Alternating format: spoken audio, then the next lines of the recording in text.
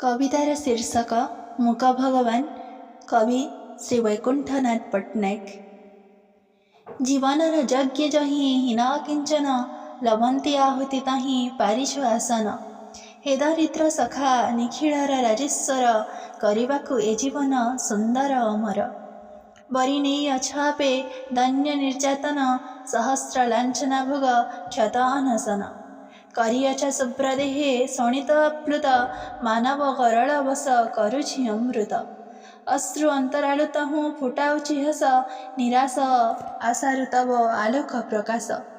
प्रबंधन खंजा मेड़े हसतु मिशान्ति, मृत जीवनर भस्मे अरविंद कांति। निखिल विश्वर पापभार निष्पेषित, मंद हासे गाउअछ अमर संगीत।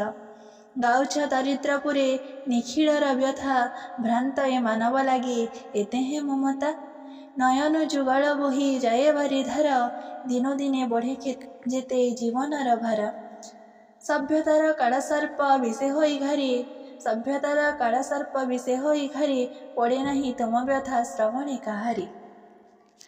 तुम अश्रु जोगे हुए कुड़िस तरड़, मूक पर्वत फाटी पड़े अश्रु जल।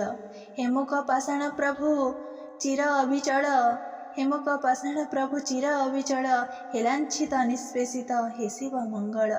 तुमरी शोणित अश्रु दिनक विप्राण, परसिछि किया देशे गाइबाकु गान। नत शिरे श्रीपୟରେ मागे आजि भिक्षा, दिय दिन बेशे मते दरिद्रर दीक्षा, दिय दिन बेशे मते दरिद्रर दीक्षा।